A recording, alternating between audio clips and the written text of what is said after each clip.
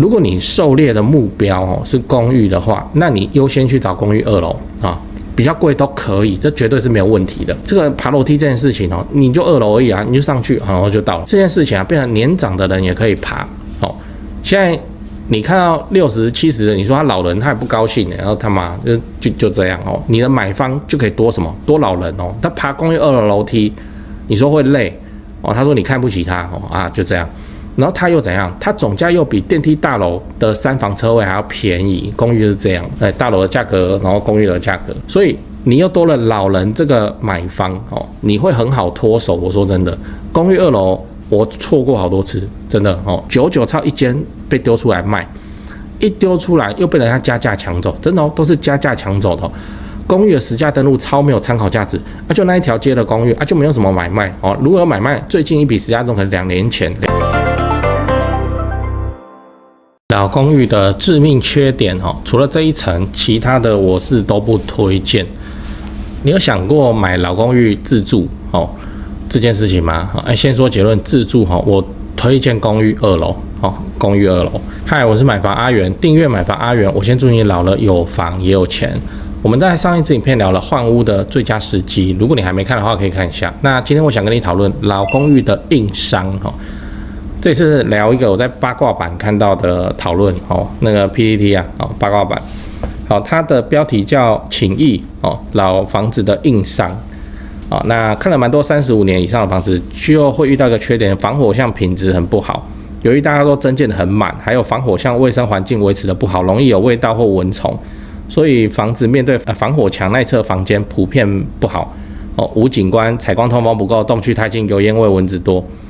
那有没有什么办法可以解决？这是否是35年以上老屋普遍的硬伤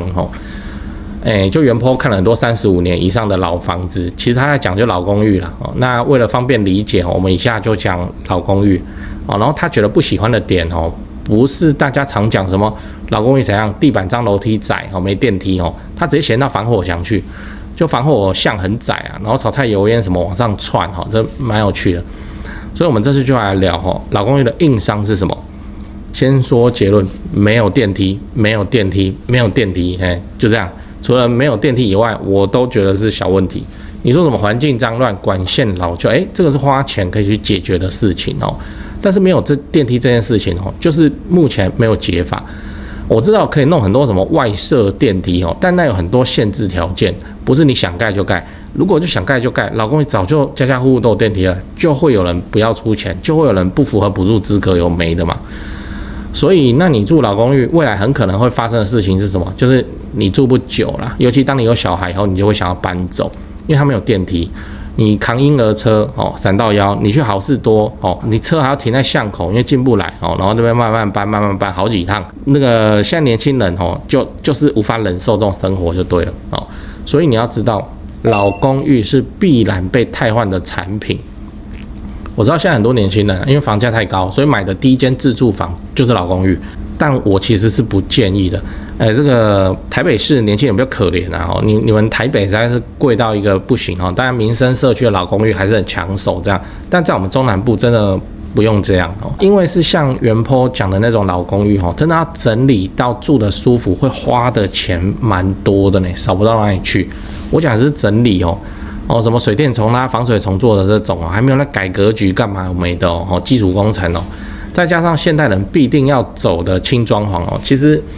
你掏现金出来的那个部位算一算，很可能只要再加一点，你是可以买到那个电梯大楼的中古屋了，就有电梯，就差很多那你住在老公寓，真的住久你自己都觉得委屈。所以以自住来说，它的 CP 值不是很高而且你现在买了一间老公寓，假设你买的是原 po 讲的35年好了，你拿在手上至少要5年嘛那就房地合一税嘛那等你要卖的时候，它就是一间超过40年以上的公寓它的价值瞬间会递减，它买方会少非常非常的多。当然如果你是买在蛋黄区什么民生社区这种，那你就可以无视这一条最后你要知道，老公寓的结局就是等都更。那我会说它不适合自住的原因是，随着你人生阶段的改变，老公寓真的会越来越不适合你不要说小孩出生了，难道说你老婆怀孕，老婆在那边爬楼梯，你在她后面说没关系，这个你掉下来我接得住你，加油加油，我靠，爬到5楼不过有一个例外哦，如果你今天看到的产品是公寓2楼，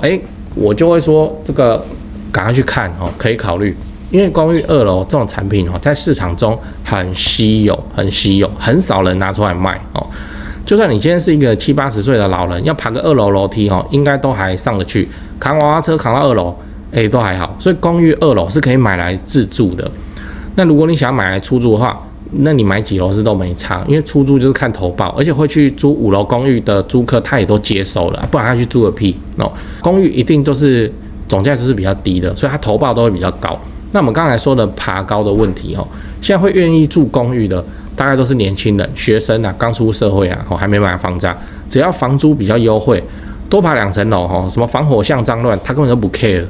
所以你是要买来出租的话，公寓还是很香的物件哦，就这样，你自住跟投报你看的东西不一样。讲完了。我们整理一下，我们今天讲老公寓的硬伤哦。我先跟你分享了一个乡民对老公寓的抱怨，他是说老公寓的防火巷脏乱是一个很严重的硬伤。那我认为老公寓最严重的硬伤是没有电梯，就是因为它没有电梯才会让它不太适合很长期的自住。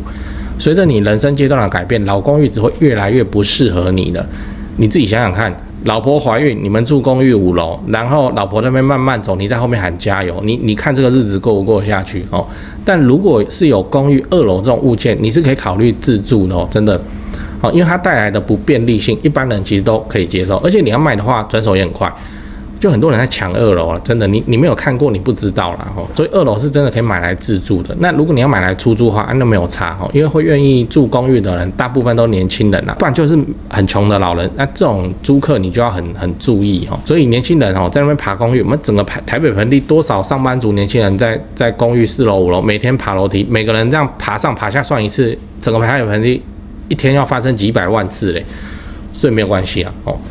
出租就 OK 哈，但是如果你自住的话，优先看2楼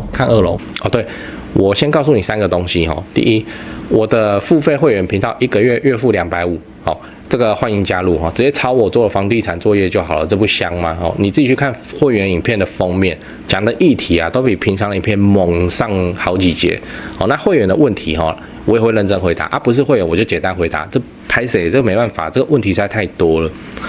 好啦，第2个，自产高雄。买房阿元观众专用 LINE， 这个是我长期配合的房仲店台湾房屋美术之星店，这个不赘述了，以前的片尾都讲过，反正已经有超过2000位观众加他们也超过50几位观众跟他们买高雄低总价自产的房子你也可以加他们他们会不定期的 po 自产用的房子好，那他们的 LINE ID 是小老鼠勾勾勾勾勾5个勾小老鼠勾勾勾勾勾。第3个，自产台北新北买房阿元观众专用 LINE， 刚刚讲高雄的吧现在台北新北的专用 LINE如果你是钟情于台北市、新北市房地产的朋友，那你就加这个 LINE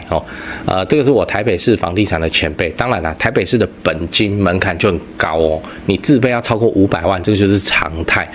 那你就自己加入以后跟助理去描述你的需求吧他的 LINE ID 是小老鼠掰台北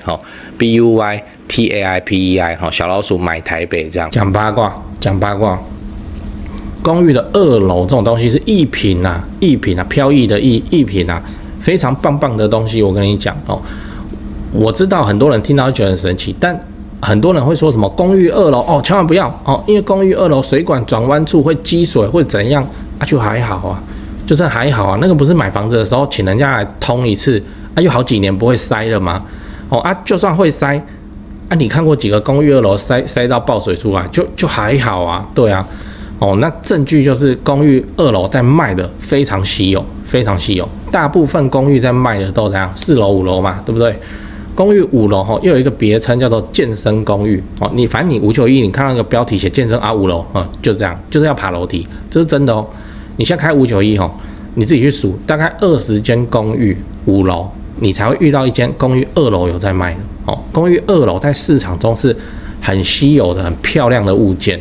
我不是说它屋况漂亮，而是说这种东西很抢手，真的。因为它大概是除了1楼以外最贵的房子，然后同时是那一栋公寓里面最好的房子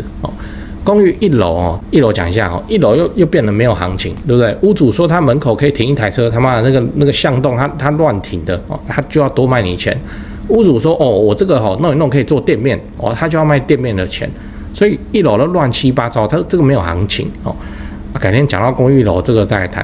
哦。那今天讲公寓2楼，如果你狩猎的目标哦是公寓的话，那你优先去找公寓2楼啊，比较贵都可以，这绝对是没有问题的。这个爬楼梯这件事情哦，你就2楼而已啊，你就上去然后就到了。这件事情啊，变成年长的人也可以爬哦。现在你看到60、70的，你说他老人他也不高兴然后他妈就这样哦。你的买方就可以多什么？多老人哦。他爬公寓2楼楼梯，你说会累哦？他说你看不起他哦啊，就这样。然后他又怎样？他总价又比电梯大楼的3房车位还要便宜，公寓是这样，大楼的价格，然后公寓的价格，所以你又多了老人这个买方哦，你会很好脱手。我说真的，公寓2楼我错过好多次，真的哦，99超一间被丢出来卖，一丢出来又被人家加价抢走，真的哦，都是加价抢走的哦。公寓的实价登录超没有参考价值，就那一条街的公寓就没有什么买卖哦。如果有买卖，最近一笔实价登录可能2年前哦，然后都变成这样。好不容易有一间买卖，又是5楼的，对，所以公寓2楼基本上没有行情。你在买公寓2楼，你不要想这种什么首购贷8成的，你大概都要准备到最好准备到4成的钱，都是这样啊。即使是这样，人家还加价，我都买不到。